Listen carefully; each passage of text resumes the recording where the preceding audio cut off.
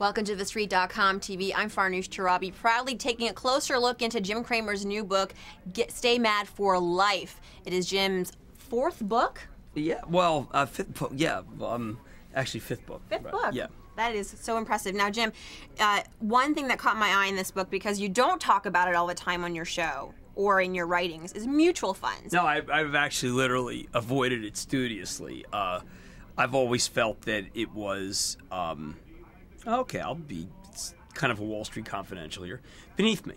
I said, look, I'm a stock picker, and the heck with mutual funds. Now, one of the things that my publisher urged me to do is he said, look, that's not good enough.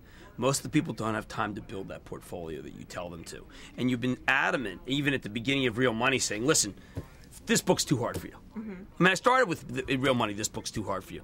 So we developed a methodology that would analyze mutual funds. We had the good fortune of having to had some really bad years during the last 7 years, so we were able to factor in who did well in bad times, which I think is more important than who did well in good times.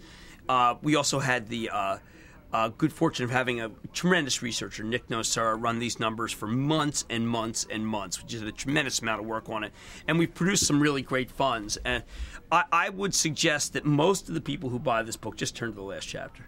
How do you know if you're a fund person or a stock person, Jim? Well, if you can't do the homework, or if you can't read a balance sheet, or if you don't have time to listen to a conference call, then you are by default a mutual fund person. Now, throughout the book, I say, look, a lot of you don't even have time to pick a good mutual fund, so go be in an index fund, and I applaud index funds.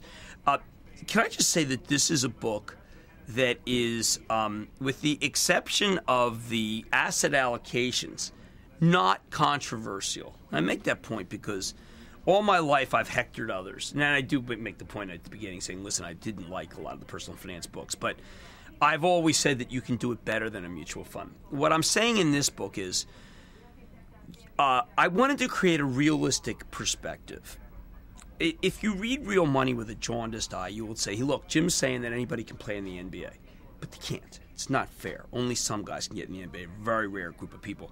When I read Real Money back, I say to myself, well, I did create a standard where basically I could say that anybody could play basketball really well. Mm-hmm. This is for a book for people who can't play basketball well. You know what? I think, Jim, too, this book, you say you wish you'd written it first. Yes, but definitely. In a lot of ways, your evolution, being in the media, a personality, an educator, your audience has grown with you. And it started with investors and the pros, and now it's everyone. Well, it's interesting you say that because a lot of what I answer here is from email and phone calls from that are filtered through that you don't hear, which is they tell me mutual fund, tell me mutual fund, tell me 401, tell me IRA. Yeah.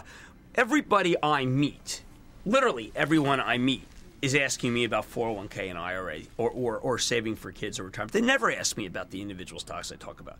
So I think it's really important to give those people the book. Now, there's, again, we're a Wall Street Confidential, you could very quickly say, Jim, you're being very cynical. What you're really saying is, listen, I wanted to do a mass book instead of a niche book. But you have to understand the evolution of me, which is that I didn't have to write it. Mm-hmm. I'm not saying it's, that I'm so rich I don't need to write it. I'd like to work. But that it would have been easier for me not to write it. I had to go, the 401k has changed since I first created them. IRA has changed a great deal. There's all new college plans.